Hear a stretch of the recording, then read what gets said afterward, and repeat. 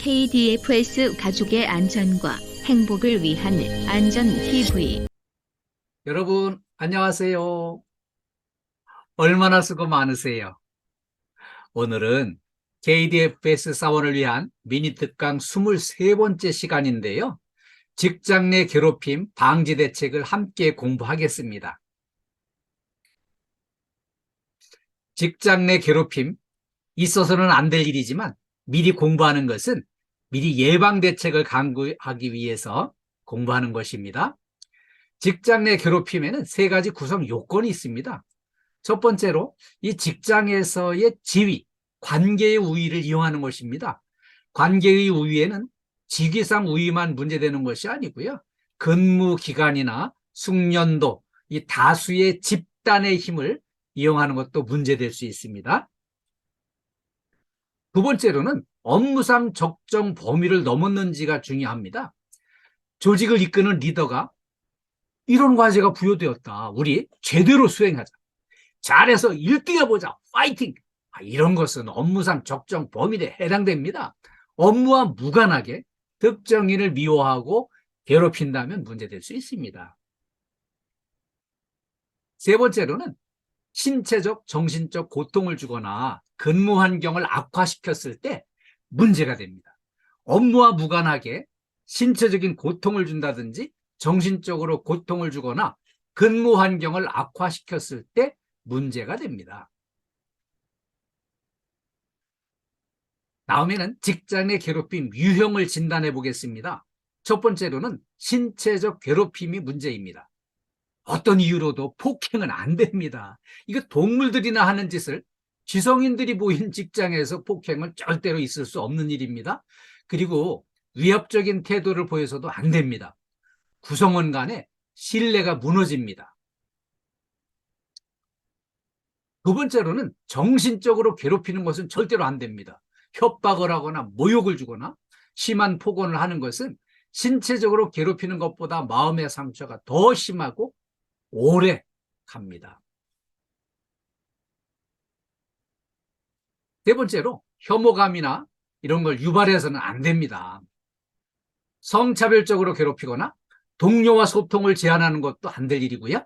어떤 약점을 조롱하거나 무시하는 것도 안 되고요.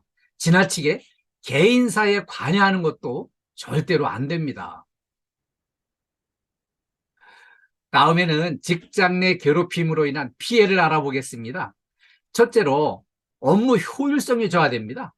한마음으로 뭉쳐서 일해도 좋은 성과를 내기 어려운데 괴롭힘으로 팀워크가 무너지면 업무 효율성이 심각하게 저하되는 거죠. 피해 발생 두 번째로는 조직 구성원 간의 불신이 조장됩니다. 서로 믿고 마음이 하나 되면 직장 생활이 재미있지만 서로 믿지 못하고 불신이 조장되면 직장 생활이 매우 힘들게 됩니다. 세 번째로는 화합력 저해로 생산성이 감소됩니다. 괴롭힘으로 이 화합력을 저해해서 구성원의 마음이 제각각으로 흩어지면 생산성이 급속도로 감소하고 많은 문제점들이 발생하게 됩니다. 피해 발생 네 번째로는 기업 경쟁력이 약화됩니다. 괴롭힘으로 팀워크가 무너지면 다양한 문제점들이 발생하게 되고요. 기업의 경쟁력이 현저하게 약화되는 것이죠. 다섯 번째로는 신체적, 정신적, 정서적으로 피폐하게 됩니다. 괴롭힘 문제에 휘말리면 정신건강에 심각한 문제가 발생하고요. 정서적으로 피폐해져서 치유가 불가능한 상태로 무너지게 됩니다. 다음에는 직장 내 괴롭힘 방지 대책을 알아보겠습니다. 첫 번째로 역지사지입니다. 입장을 바꿔놓고 생각해 보는 거죠. 역지사지는 모든 문제 해결의 출발점이 되는 것이죠. 문제의 근본 원인을 진단해 보고 상대방의 입장에 서보는 거죠. 요즘 화두는 내로남불이죠. 내가 하면 로맨스, 남들이 하면 불륜. 자신에게는 관대하고 남에게 대해서만 군자 같은 윤리를 요구하는 것이죠. 피해자 입장을 이해하고 공감해서 진심으로 소통하는 것이 중요합니다. 만약에 피해가 발생했을 때 피해자도 문제 해결을 위해서 소장님이나 센터장님, 또 본부장님과 이렇게 면담하면 대부분의 문제들이 해결 가능합니다. 그래도 해결이 안 되면 본사 담당 부서에 건의해서 해결하면 됩니다. 여기서 중요한 거는 어떤 경우에도 회사 내부에서 해결하는 것이 바람직합니다. 두 번째로는 상호 존중이 매우 중요합니다. 상대방에 대해서 진정성 있는 격려를 마음껏 해주는 것이 필요합니다. 힘들어하는 동료에게 애정어린 조언을 말하는 것이 필요하고요. 거친 말, 과격한 말은 잘 다듬어서 정제된 표현으로 소통하는 것입니다. 어떤 경우에도 갑질을 하거나 막말을 해서는 절대로 안 됩니다. 동료 중에서 힘들어하는 사람이 있다면 약자에 대한 배려심으로 서로 상호 간에 존중하는 것이 대단히 중요합니다. 방제 대책 세 번째는 신뢰 구축이 참으로 소중합니다.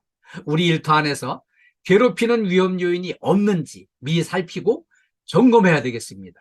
고운 말, 상대방을 존중하는 말을 사용해서 정서 순화 운동을 전개하고요.